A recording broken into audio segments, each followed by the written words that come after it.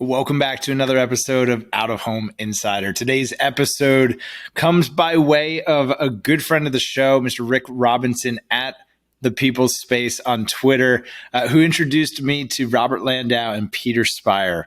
Robert has spent a lifetime collecting iconic images of rock and roll billboards of LA's Sunset Strip, from the Beatles to the Doors and everyone in between. Robert has captured a period of true Americana that reminds even the savviest, data-driven marketer that creative is everything.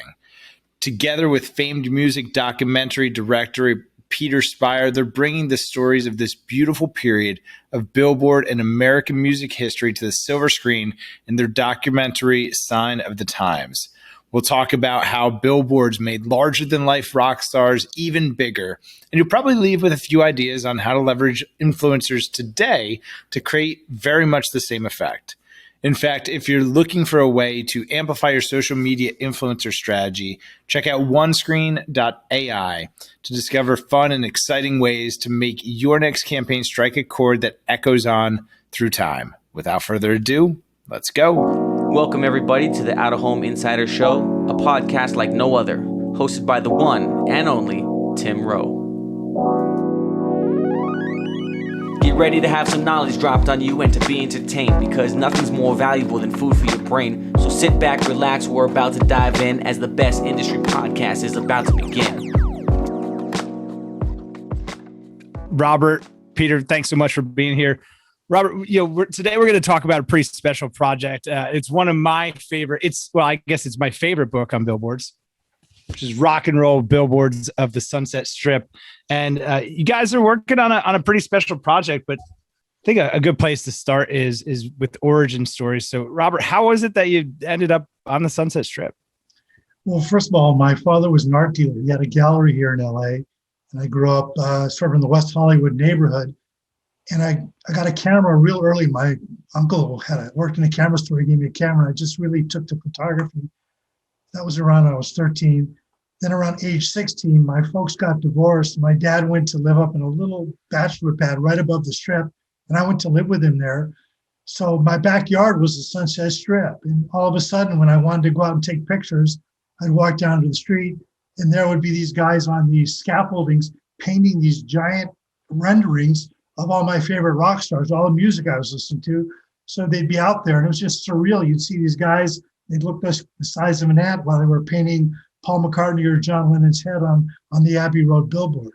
So I just started taking pictures, and I realized that these billboards weren't up for very long. Like if you didn't take a picture when you saw one and you went back a couple of days later, it could have been painted over. So I understood that they were hand painted and that they didn't last very long. So I got into documenting them that way. It's really interesting that you touched on that. Like billboards are just that, right? It's this moment in time where we're passing it, we're driving past it, we're on our way home from work, we're having a good day, we're having a bad day. That moment's only ever going to exist in that moment. And then for something as beautiful as a hand-painted canvas that's taking something already larger than life and making it even bigger, and that moment is also fleeting. It's pretty special that you were able to capture these images. And for the audience at home, we're not talking about digital cameras. This wasn't on an iPhone. This was a pretty mechanical process to do. Like this was an artistic outlet. And talk to me about that, right? Like this was a different time. We were developing film in dark rooms. You said that very well, but it's true. Yeah, these are these very fleeting things. Not only were the billboards up for a month, but the whole period of classic rock billboards lasted a little more than 10 years, which in retrospect is pretty fleeting too. But yeah, as far as photography goes, back then, you didn't just take a phone out of your pocket. You had to have a camera. You had to have film. It had to either be color or black and white. And you had to know how to get an exposure right and how to, focus and get all that done manually. So it took some work. It took a little dedication. And I really was dedicated to capturing these billboards because I was showing to my friends in other parts of the city who never got to the strip. I mean, first of all, nobody in other parts of the country saw these billboards, but very few people in LA saw them. It was really on the strip. It was intended for the people going to the nightclubs, the managers, the people in the business had offices there. So it was kind of an in kind of thing where they were communicating to each other.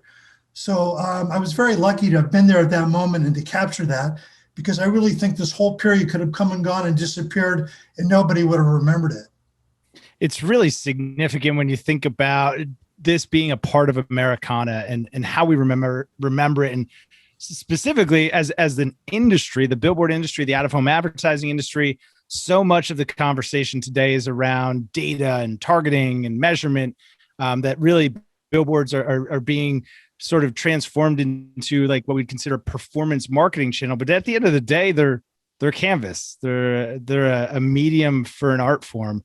And you're right. If you hadn't taken these pictures, they'd have been there and gone, and no one would remember them other than in fading memories. So over this period of time, you've got this great collection of images, some really iconic rock and roll bands, brilliant executions of out of home using things like extensions, tease and reveal campaigns.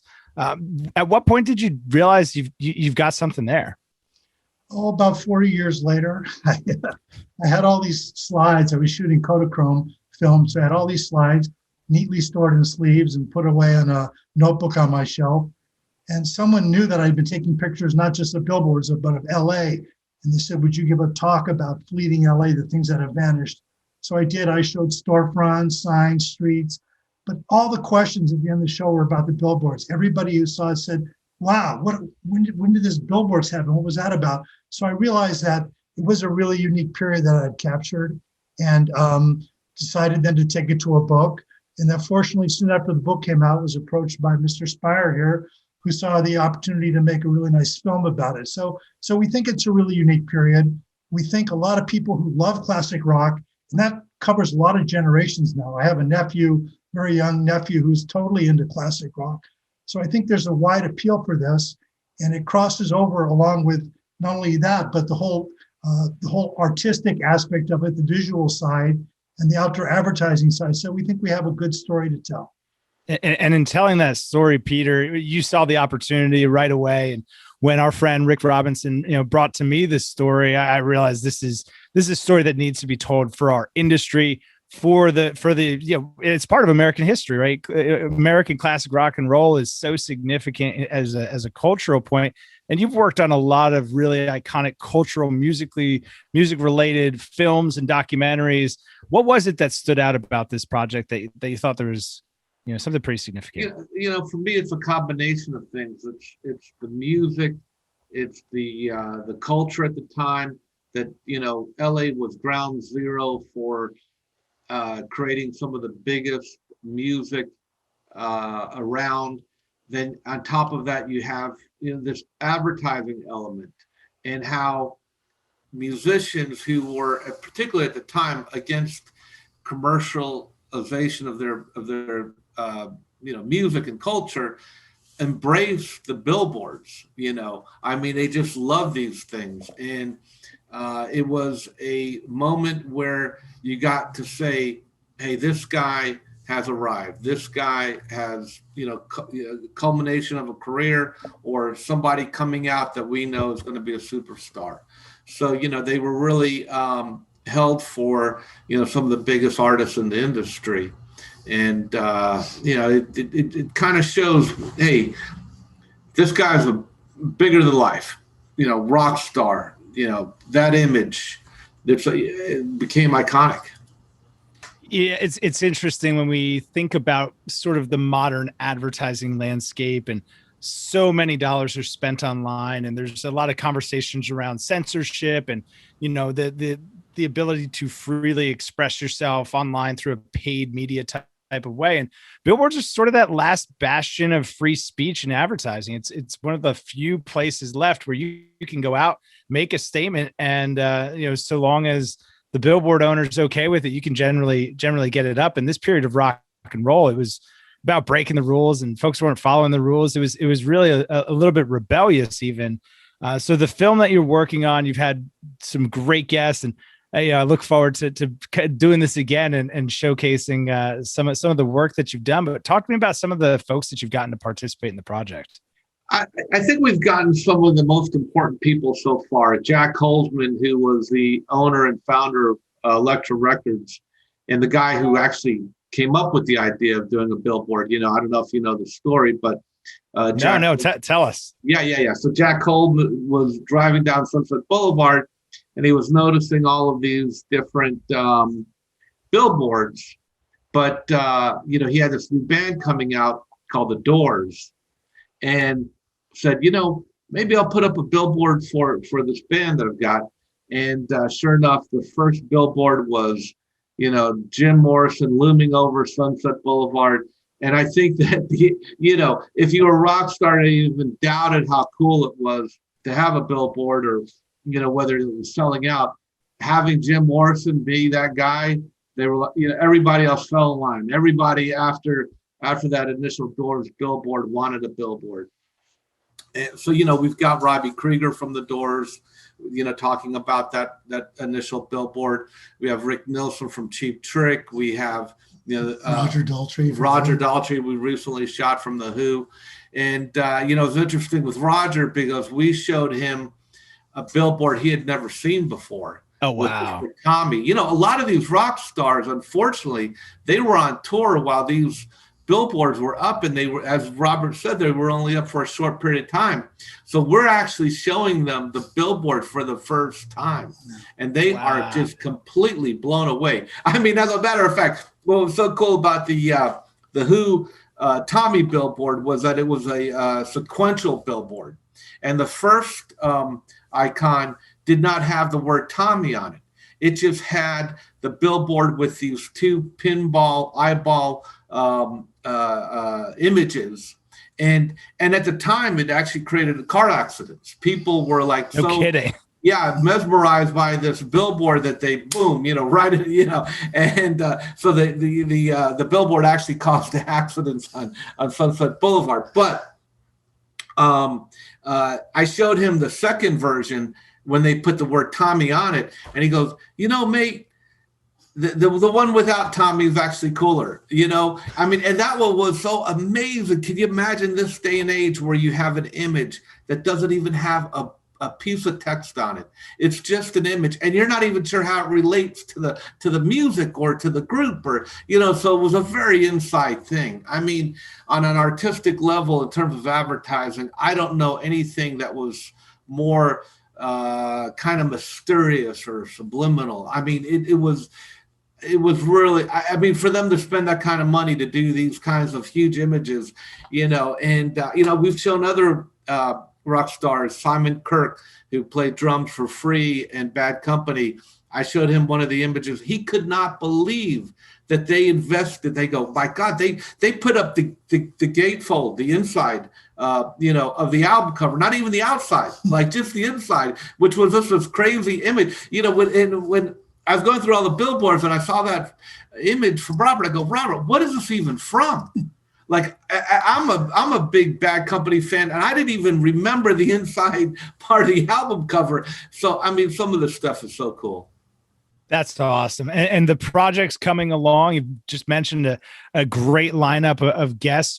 Where does it stand today? The audience is hearing this, sometime in the middle part of July. What's the timeline like on this? I know you're not doing it for the billboard industry, but I know that the billboard industry would be very interested in this project. Well, we are, right now we were able to get an investor to cover all of our principal photography. Right now we're looking for costs to help us finish the film. And that's basically where we are. We have a few more interviews left, but primarily the story has been crafted. We have, we're in post-production now, and, we do need, a little help from the industry to help us get this finished. How can we help you? If somebody wants to get involved with the project, if there's an investor out there listening, this is an iconic film. I've seen the trailer. Can't share it with you here today. I'm sure if you are interested in investing, you'd be able to take a look at it before doing so. How do they get in touch with you if they want to get involved? I'll leave you my contact information, or they contact us directly. We're looking for anyone. I don't think there'll be another film that will celebrate this culture like this film. And for anybody I think this film will have a wide range of interest from a lot of different people. But what it does is it tells the story of the billboard in a way that has never been done before. It's a Valentine to the industry, this film. And I think people will look at billboards. I know they will look at billboards differently after watching our film. Yeah, I think it's a critical part to out of home's kind of going through this renaissance right now, where because of the last 20 years of digital marketing and things have kind of become over optimized. We've been staring at our devices for the last year, and people are outside. People want to return to the real world, and this is an opportunity for brands, for musicians, for entertainers to connect with an audience at scale in a way that's larger than life, on a medium that has the ability to make an impact like nothing else can. This film is really important. And like we're in LA right now, I think that the city of West Hollywood has really connected with the billboard industry to do things unlike, I don't know too many other cities that are creating that kind of relationship, and they're building all of these futuristic billboards that we're going to actually showcase. Our film, it's about the past, but it also, our third act deals with what's going on today and how billboards are impacting people today. And the entertainment industry, even though it moved away from the music industry, but the entertainment industry definitely seized on the billboards and said, hey, you know what? This is a great idea. We have to do it. Netflix was paid, I think, $120 million for 20 That's boards right. on billboard. These entertainment companies are they want that space. They want that image.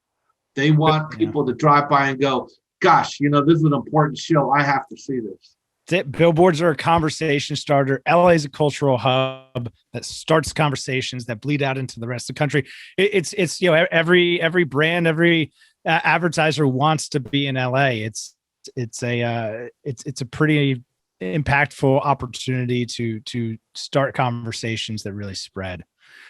Peter, if you want, we'll make sure to link to any contact information in the description below in case someone's driving or somebody doesn't have a chance to check that and they want to scribble it down real quick. What's the best way to get in touch?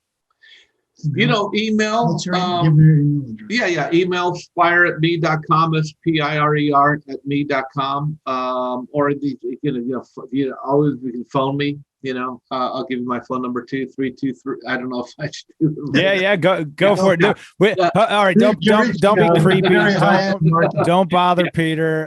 How about this? We'll stick with the email, spire@me.com. We'll make sure to link it down below. Robert, how do folks catch up on your work? What are you up to these days? Well, really been busy with this documentary, but I have a couple other projects I'm working on right now. Can't talk about them just yet, but I'll let you know soon.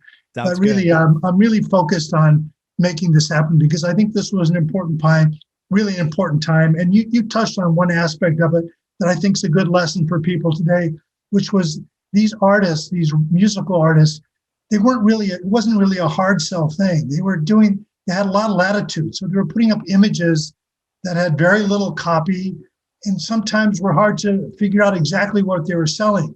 But in the long run, I think they had a bigger success than if they had said, go to Kmart and buy our album. It created something in people's minds that lasted longer. And I think if advertisers are willing to take a chance with outdoor and not hit people over the head, I think there's a real way to sort of get into people's unconscious and get them to really kind of relate to a product or a band or a movie. So I see that as a really good lesson from these billboards. If you look at some of them from that period, which is mostly the 1970s. It takes a bold brand to do less. Fortune favors the bold. Billboards are a great way to go bold. I love that advice. Less is more. It really makes it a pretty special opportunity. Well, Peter, Robert, this has been a lot of fun. We are going to have to do subsequent follow-ups to this as the project moves along and as it comes out. I'm just so looking forward to following along with it. Thank you so much for your interest. Thank you so much. Absolutely. This is my petition to the industry. This film absolutely needs to get made. It's based on 40 years Robert? 40 years of work? Well, no, about 15 years of work and then about 40 years of waiting. So at least 40 years of work. Marinated for a long time. The right time was now.